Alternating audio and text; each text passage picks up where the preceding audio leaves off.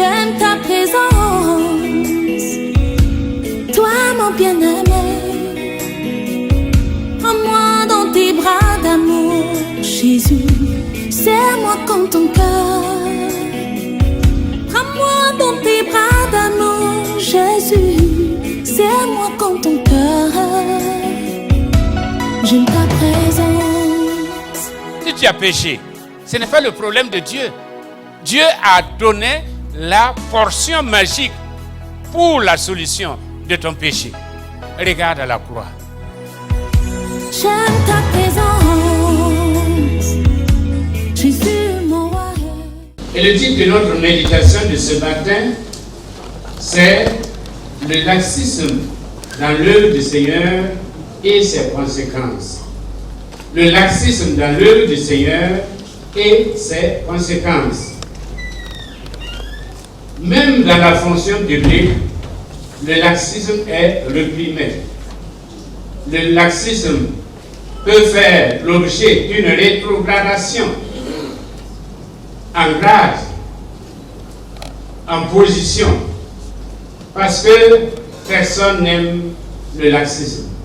Personne n'aime le paresseux. Même si on est paresseux, on n'aime pas le paresseux. On aime le travail bien fait, le travail bien accompli. On apprécie le travail bien fait. C'est pourquoi il y a des décorations. On décore ceux qui ont bien travaillé. Il y a des gens qui vont passer leur temps à ne jamais être décorés parce qu'ils sont toujours absents. Ou ils ont toujours des excuses. Mais ce qu'on demande d'eux, ils n'ont jamais rendu une copie qui soit appréciée. Alors ici, revenons au contexte. Quel est le contexte? Le contexte, c'est moi.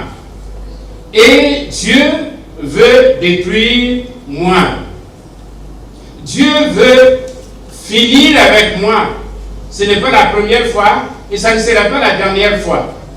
Dieu veut se débarrasser d'un peuple, un peuple désobéissant, un peuple qui a atteint le point de non-retour dans leur expression du péché et de la méchanceté. Et alors, il a choisi le peuple d'Israël pour aller et pour détruire, tout comme il a fait avec Amalek, tout comme il a fait avec les Cananéens. Eh bien, Israël devait détruire ce peuple-là. Et voilà qu'il y a des gens, il y a des manins qui sont à la guerre, sont allés, mais refusent de sortir l'épée, refusent de combattre, refusent de tuer l'ennemi sous des prétextes. C'est le cas de Saül. Quand il est revenu, il a dit non, eh bien, nous avons épargné les meilleures brebis, nous avons épargné le roi Agar, nous avons épargné. Dieu a des sentiments, mais Dieu ne fait pas de sentimentalisme. Quand il dit de faire, c'est qu'il a ses raisons pour le faire. Quand il dit d'éliminer, c'est qu'il a des raisons. Et effectivement, dans le cas de Canaan, ceux qui n'ont pas pu éliminer, ceux qui n'ont pas tué les adversaires, les ennemis, ce sont plus tard ces ennemis-là qui sont revenus et qui ont dominé le peuple d'Israël. Ici, il était question de tuer. Et la tâche a été confiée aux enfants d'Israël. Et les lâches ont trouvé des excuses qui ont entraîné une réaction de Dieu sous forme de prophétie, et prophétie qui va se réaliser dans la suite du temps. Nous nous posons la question, puisque nous sommes tous des serviteurs de Dieu, nous sommes toutes des servants de Dieu. C'est pourquoi nous avons chanté ce chant, Mamia Tien Tunda. Nous sommes tous enrôlés dans le service de Dieu. Quel est le verdict de Dieu? Et quel est notre niveau d'engagement? Quel est notre niveau d'implication? Quel est notre niveau d'obéissance? Peut-être que Dieu ne nous a pas donné un cahier de charges, mais il nous a donné une feuille de route. Il nous a donné une feuille de route. Et la feuille de route, c'est se débarrasser des ennemis. Nous sommes engagés dans un combat à vie. Parce que si, de notre côté, nous pensons que nous pouvons avoir des moments de trêve, de cesser le feu, le diable n'en connaît pas. Il ne connaît pas de trêve. Il ne connaît pas de cesser le feu. Tout ce qu'il sait faire, c'est attaquer, détruire. Et tout ce qu'il détruit, c'est ce que Dieu a construit. Il passe son temps à détruire ce que Dieu a construit. Par des agents, par les démons, mais aussi par des hommes. Et c'est pourquoi, eh bien, la Bible nous demande de prendre toutes les armes de Dieu. De prendre toutes les armes de Dieu. Et parmi les armes de Dieu, il y a l'épée pour détruire. Si nous disons, non, c'est mon voisin. Si nous sommes un peu réticents par rapport à certains ennemis, plus tard, ce sont ces ennemis-là qui viendront à nous battre, et en nous battant, c'est en même temps la cause de Dieu qui est attaquée. Comme on dit en anglais, what matters most in your life? Quel est le plus important dans ta vie? Qu'est-ce qui est important? Qu'est-ce qui est important? Est-ce que c'est l'obéissance à Dieu ou bien c'est la complaisance dans la foi chrétienne? Plus tard, eh bien, la Bible nous dira, et Jésus dira, eh bien, tous ceux qui ne sont ni chauds ni froids, je vais les vomir. Nous ne sommes pas là pour être ni froids ni chauds. Et la Bible dit, maudit soit celui qui fait l'œuvre de Dieu avec négligence. Est-ce qu'il t'arrive de faire un bilan de ton engagement dans l'œuvre de Dieu? Après tout, nous sommes dans l'armée de Dieu. Nous sommes enrôlés dans l'armée de Dieu. Et nous ne faisons pas ce que nous voulons, mais nous faisons ce que le capitaine ou le général nous commande de faire. Est-ce que tu obéis à l'ordre du général? Est-ce que tu obéis à l'ordre du capitaine? Ou bien tu te laisses emporter par tes sentiments par rapport à l'environnement? L'ennemi peut venir à toi en étant bien vêtu, en étant beau, en étant gentil. Mais c'est un ennemi. Un ennemi est un ennemi. Et un ennemi, c'est à combattre. Un ennemi, il ne faut pas faire une sorte de paix. Parce que, comme je le dis, lui, il ne connaît pas la paix. Il ne connaît que la guerre. Je crois que, comme dans Gédéon, quand Dieu a appelé Gédéon, qu'est-ce qu'il a dit? D'abord, combat les idoles dans ta maison là. Si tu veux que je t'utilise, il faut te débarrasser, détruire toutes les idoles autour de toi. Détruis tout cela. Et ensuite, je pourrai me servir de toi. Donc le combat commence d'abord dans notre environnement. Parce qu'il y a des péchés mignons. Il y a des péchés mignons. Il y a des choses qu'on aime. Et on les répète en disant, Seigneur, pardonne-moi. Ah, tu sais que nous sommes faibles. Tu sais que nous sommes... Non, parce qu'on les aime et on les caresse. Au lieu de les combattre. On les héberge. On héberge l'ennemi au lieu de le combattre. On abrite l'ennemi au lieu de le chasser et de le détruire. On est complaisant avec l'ennemi en disant c'est le roi Agar, c'est un ami. Ou bien les meilleures brebis. Oh non, c'est pour offrir un sacrifice à l'Éternel. L'obéissance vaut mieux que le sacrifice. L'obéissance vaut mieux que le sacrifice. Si Dieu nous demande de détruire, détruisons. Quelle est notre priorité dans la vie? Est-ce que c'est servir Dieu ou nous servir? Est-ce que c'est servir Dieu ou nous servir du nom de Dieu? Quelle est la priorité? En tout cas, pour des gens comme les David, pour des gens comme les Paul, c'est Dieu d'abord. Dieu d'abord, Dieu d'abord. Et je dirais même Dieu d'abord et Dieu ensuite.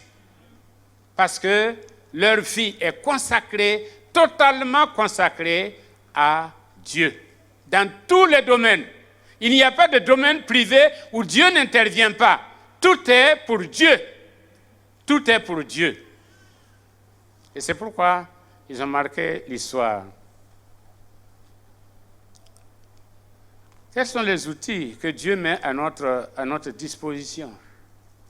Ici, c'est l'épée. L'épée.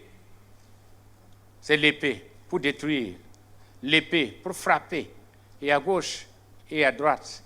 Et la parole de Dieu nous dit que la Bible, c'est une épée à deux tranchants. À deux tranchants. Pouvant frapper à gauche comme à droite. Alors, il y a eu des gens dans la parole de Dieu. J'ai cité Saül, mais il y a eu d'autres personnes où à un moment donné, Dieu a été obligé de les remplacer.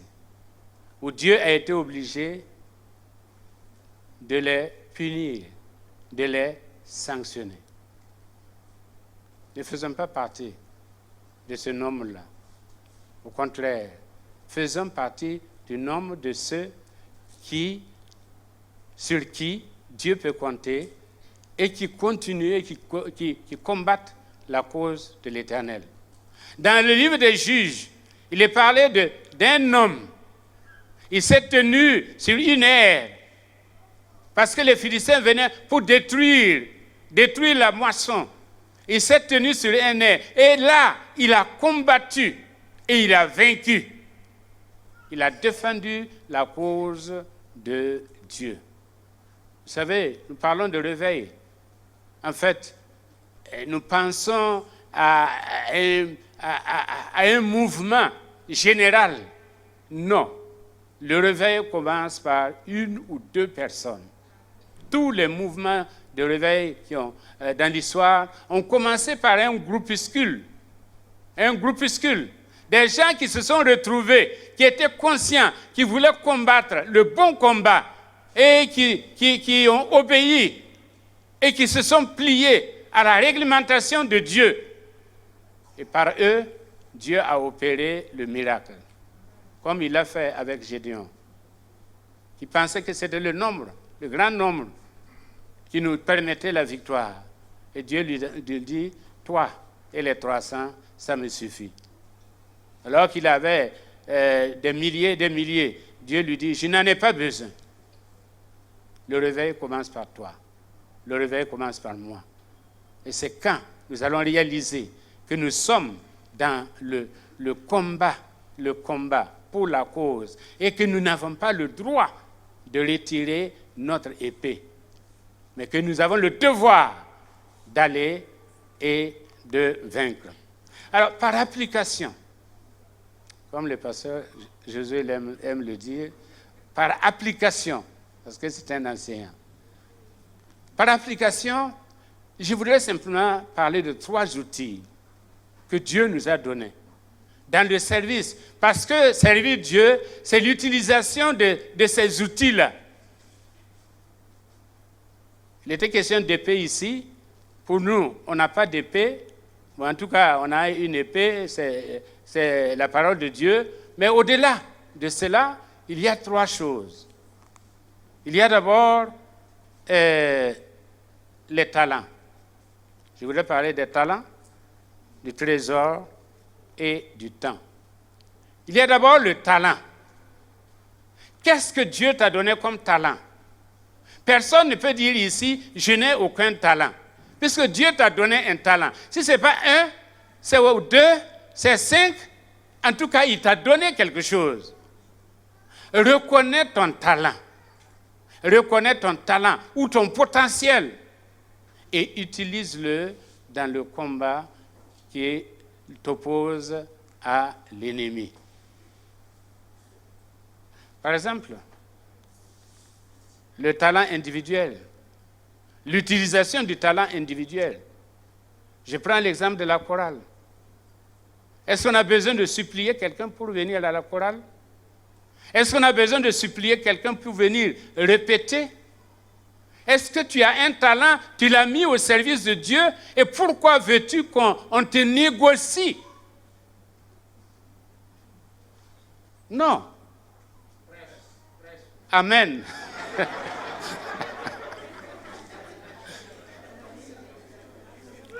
Si tu t'es enrôlé, si tu t'es décidé, personne ne t'a obligé à venir à la chorale. Mais si tu es dans la chorale, fais l'œuvre de Dieu sans négligence. Fais l'œuvre de Dieu sans négligence. Ne t'attends pas à ce que le responsable t'appelle, on te dit, bon, la répétition à telle heure, et puis c'est à 15h, tu viens à 16h, tu viens seulement le samedi, et les autres jours, tu ne viens pas, ou bien tu viens quand il y a un événement où tu seras vu.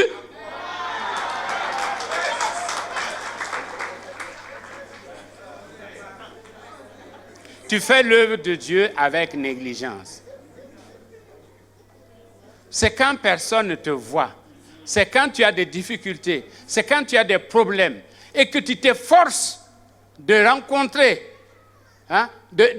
vraiment d'obéir à Dieu dans tes engagements. C'est là qu'on te reconnaît comme chrétien. C'est là qu'on te reconnaît comme chrétienne. Il en est de même du groupe Zamar. Est-ce qu'il faut négocier les talents? Non. Vous avez mis vos talents au service de Dieu. Même si Sankara n'est pas bon. Mais Dieu est bon. Amen. Dieu est bon. Et vous n'êtes pas venu pour servir un homme. Vous n'êtes pas venu pour obéir à un homme. Vous êtes venu pour obéir à Dieu. À Dieu. Et vous êtes fidèle à Dieu. Et Dieu vous récompensera par rapport à ce que vous avez fait ici.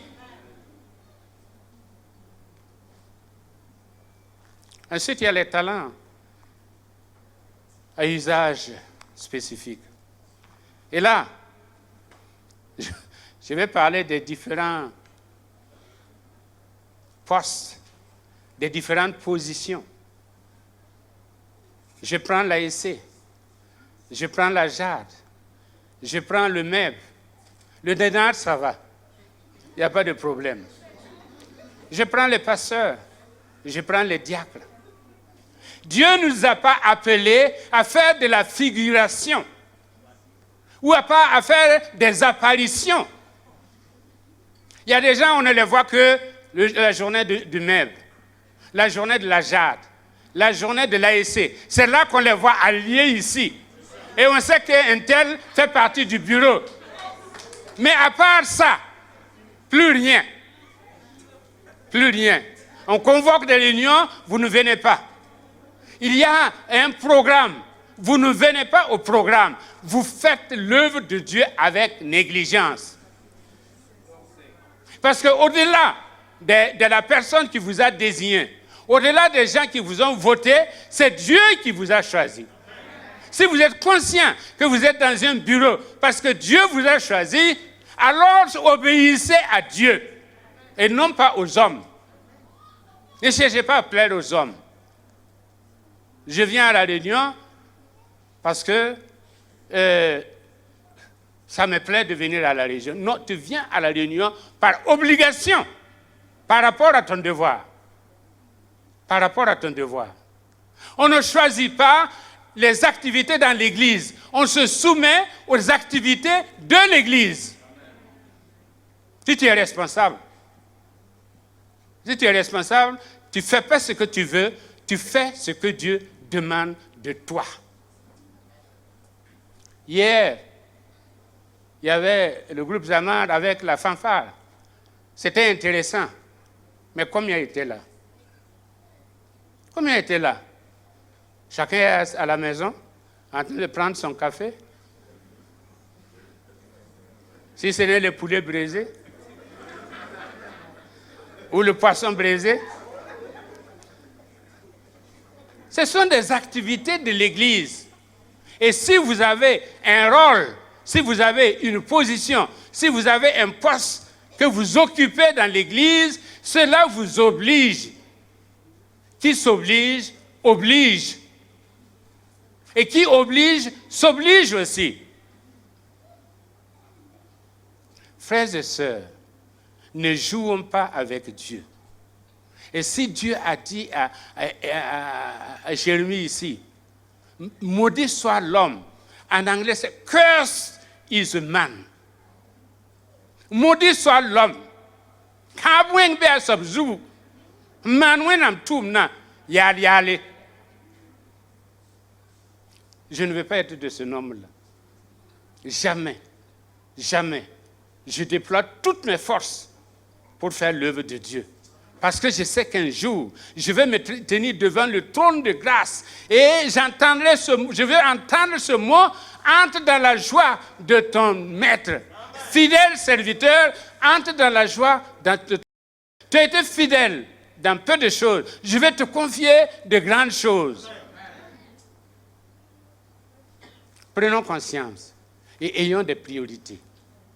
Ne nous amusons pas avec les responsabilités qu'on nous a confiées à l'Église. Au contraire, c'est l'occasion pour nous de faire valoir. De faire valoir. C'est le recevoir, le faire valoir et le rendre compte. Vous avez reçu? Eh bien, c'est dans ces postes-là que vous allez faire valoir. Parce que ensuite, vous allez rendre compte. Est-ce qu'il y a quelqu'un qui peut dire Amen? Deuxièmement, c'est le trésor. Je voudrais simplement te poser la question. Est-ce que tu es fidèle dans le prélèvement de ta dîme? Ça commence par là, en bas, en bas. En bas, en bas. Dieu t'a donné 1000 francs, c'est 100 francs que tu donnes. Je sais que si on était fidèle dans nos dîmes, l'Église, eh bien, ne demanderait plus un centime. Amen. L'Église ne demanderait plus un centime aux banques. Je ne suis pas contre les banques, que Dieu les bénisse. Parce qu'on aura assez. Parce qu'on aura assez pour l'œuvre de Dieu. Est-ce que tu es fidèle? Est-ce que tu es fidèle? Ou est-ce que tu es infidèle? On ne peut rien cacher à Dieu. Amen. Est-ce que nous sommes conscients que Dieu nous voit? Mais par mauvais calcul, on se dit non, on fait comme les enfants. Vous donnez 25 francs à un enfant, ou disons 50 francs, 2 pièces de 25, et vous lui demandez de vous retourner 25 francs. Il va dire non, parce qu'il a déjà dans sa tête calculé ce qu'il va faire avec les 50 francs. Donc, on ne peut pas enlever 25 francs. Et pourtant, c'est toi qui as donné. Celui qui a donné là, il peut encore donner. Il peut encore donner. C'est Dieu qui nous a donné. Il peut encore donner. S'il voit que, en retour, nous sommes vraiment, eh bien, des gens qui aiment Dieu et non pas des gens qui aiment ce que Dieu donne. Est-ce que nous sommes fidèles? En tout cas, dans Malachie, il est dit que celui qui ne donne pas sa dîme vole Dieu. Donc nous sommes des détourneurs, des voleurs de Dieu. Ce n'est pas la peine d'aller attraper des voleurs dehors. Il y a des grands voleurs ici. Il y a des grands voleurs ici. Parce que celui qui vole un œuf, il peut voler un bœuf. Celui qui vole 1000 francs de Dieu, il peut voler 1 million, 10 millions dans les affaires publiques. Oh non, non, Seigneur, tu sais, j'ai des dépenses ce mois-là. Tu auras toujours des dépenses. Et le diable fera en sorte que tu aies toujours des dépenses. Et tu n'es pas béni, tu es maudit. Parce que tu ne sers pas Dieu avec ce qu'il t'a donné. Et dans Malachie chapitre 3, versets 8 à 10, il est dit, « Un homme trompe-t-il Dieu car vous me trompez ?» Et les gens ont dit, « Mais comment on te trompe ?» Dans les dîmes et les offrandes. Et ensuite Dieu dit, « Apportez à la maison du trésor toutes les dîmes et toutes les offrandes. Mettez-moi de la sorte à l'épreuve. Et vous verrez, si je ne vais pas multiplier votre 1000 francs en des milliers, votre million en des millions, ne calculons pas avec Dieu. Dieu me donne sans calculer, moi aussi je donne sans compter. C'est ce que Babwanga avait dit. Dieu me donne sans calculer et moi aussi je donne sans compter. On ne peut pas calculer avec Dieu et on ne peut jamais vaincre Dieu. Au contraire. La Bible dit, celui qui est fidèle dans les petites choses, Dieu aussi va lui donner de grandes choses. C'est par là que Dieu nous teste. C'est par là que Dieu nous éprouve. Pour savoir d'abord notre niveau de foi, ensuite notre niveau de fidélité et d'action de grâce, de reconnaissance envers Dieu. La Bible nous dit, si ton frère a faim et tu lui dis, va et mange.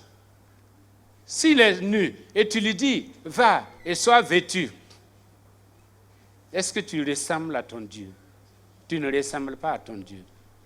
Et tu te dis, ce que j'ai là, c'est pour moi. Et c'est moi qui, je l'ai gagné à la sueur de mon front.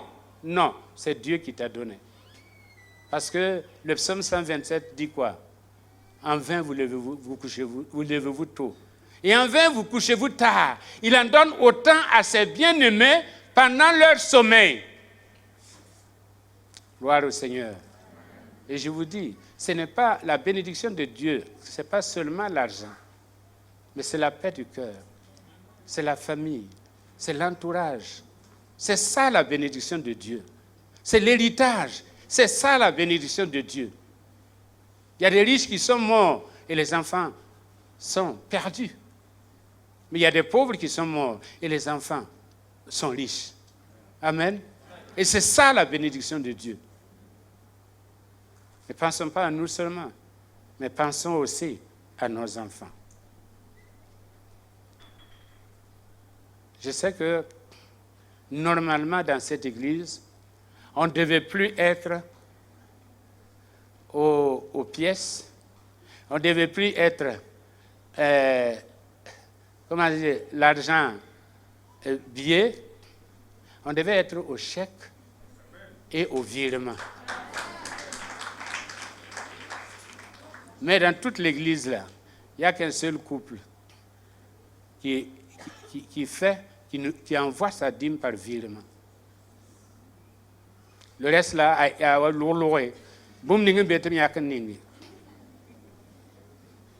on ne prépare même pas. Je vais à l'église. Qu'est-ce que je dois apporter? Je dois apporter ma dîme. Dans la semaine, je mets ma dîme à part. Et le dimanche, je viens apporter ma dîme. Fin de mois, je mets ma dîme à part et j'apporte. Je voudrais faire une confession. Je l'ai appris par comment dire, la voie la plus dure, à respecter la dîme depuis 1974. Je crois que j'ai déjà dit. Par calcul, j'étais à la maison, j'avais 7 000 francs par mois. Et la dîme, c'était donc 700 francs. Et mon frère venait à Ouaga pour prendre le kura-kura. Et il avait 700 francs. Je lui ai dit, prends mes 700 francs, tu vas ajouter. Si tu reviens, tu vends parce que normalement, ce qu'on achète ici, on vend le double chez nous. Et si tu vends, tu me donnes les 700 francs et puis on a gagné. Tu as gagné et moi j'ai gagné. Quand il est venu, on l'a attrapé. Pour une plaque. Et il a payé 700 francs. Depuis là, j'ai appris la leçon depuis 1974. Je n'ai jamais bouffé un franc du Seigneur. Jamais. Chaque fois, je mets à côté. Si je reçois de l'argent, je mets à côté. Et j'envoie. Le pasteur Dipama est celui qui transmet mes dîmes au niveau de la région. Que le Seigneur nous aide. Dépassons signons des chèques. Faisons des virements. On ne va pas refuser vos 5 000 et vos 1 000 francs. Non, on ne va pas refuser. Mais je sais que par la grâce de Dieu, si vous êtes fidèles, vous allez passer au chèque, vous allez passer au virement, au nom de Jésus-Christ, pour que l'œuvre de Dieu puisse avancer. Troisièmement, c'est le temps. Le temps. Le temps qui est une monnaie rare. Comme on dit, celui qui tue le temps blesse l'éternité. Celui qui tue le temps de Dieu blesse son éternité à lui. Il faut donner du temps à Dieu pour agir. Il ne faut jamais être pressé. Donnez du temps à Dieu pour agir. Dieu sait ce qu'il fait dans votre vie et c'est le temps qui permettra à l'action de Dieu d'opérer le miracle, le changement nécessaire dans votre vie. Donnons le temps à Dieu. Mais surtout, prenons le temps pour Dieu. Prenons le temps pour Dieu. Le temps pour venir à l'église. Comme je le disais ce matin, il y a eu le service de baptême. Normalement, on devait être là. Mais on était quoi? Une vingtaine autour. Une vingtaine pour cette église-là. Prenons le temps pour Dieu. Je crois que le pasteur Nelson en a parlé ici. Si Dieu est réellement notre première préoccupation, s'il est la priorité dans notre vie, eh bien, nous allons lui donner la primauté du temps, la primeur du temps. Quand on parle de dîmes, on parle souvent de dîmes, effectivement, du matériel. Mais aussi, il y a la dîme du temps. Il y a la dîme du temps. Combien de temps tu mets dans la prière? Combien de temps tu mets dans la lecture de la parole de Dieu? Combien de temps dans la journée? On se lève. Eh bien, on court, et puis le soir, on revient. On est fatigué. Et on dit, Seigneur, tu me comprends. Je suis fatigué. Mais le diable aussi te comprend. Et il va exploiter la situation. Sers Dieu avec ton temps. Mets du temps pour Dieu. Et tu verras que Dieu mettra du temps pour toi. Consacre du temps pour Dieu. Et tu verras que Dieu va te consacrer du temps. Il va se révéler à toi. Il va se manifester. Et il va manifester ta puissance. Et sa puissance. Et il fera de sorte que, eh bien, tu n'as même plus besoin de parler. Au contraire, il va agir, il va se manifester. Et quand les gens te voient, ils diront, c'est vraiment un enfant de Dieu. Aujourd'hui, j'ai rencontré un ange. C'est ce qu'on a dit de certains chrétiens. J'ai rencontré un ange. J'ai rencontré un ange. Alors, je suis obligé de conclure en disant, évitons l'effet Saül. Évitons l'effet Saül. Dieu l'a choisi. Le premier roi, Dieu l'a choisi. C'est Dieu lui-même qui l'a choisi. Mais comme nous aimons à dire ici, la bénédiction du départ n'est pas une garantie pour l'arrivée. Ce n'est pas parce que Dieu t'a choisi, ce n'est pas parce que Dieu t'a nanti que tu vas arriver comme ça. Il faut qu'entre-temps, tu suives la feuille de route de Dieu.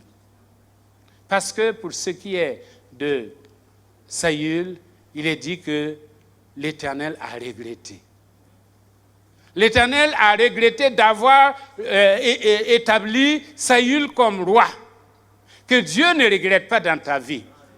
Faisons de telle sorte que Dieu ne regrette rien dans ta vie, qu'il ne regrette pas de t'avoir élevé à la position où tu es, qu'il ne regrette pas de t'avoir donné l'argent, en tout cas les moyens que tu as, qu'il ne regrette pas de t'avoir donné l'âge que tu as. Parce que tu aurais pu mourir plus jeune. Il y a des gens qui sont morts bébés. Dans ta famille, il y a des gens qui sont morts. Et toi, tu as vécu. Pourquoi? C'est pour la gloire de Dieu. N'amenons pas Dieu à regretter de notre vie, à regretter de notre engagement, à regretter de son service. Au contraire, que Dieu soit fier de chacun d'entre nous. Et deuxièmement, il y a l'effet Judas. L'effet Judas.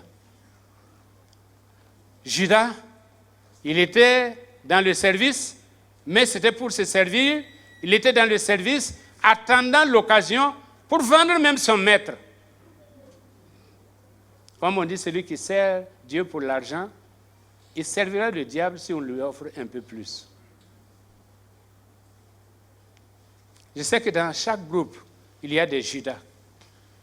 Il y a des empêcheurs de tourner en rond.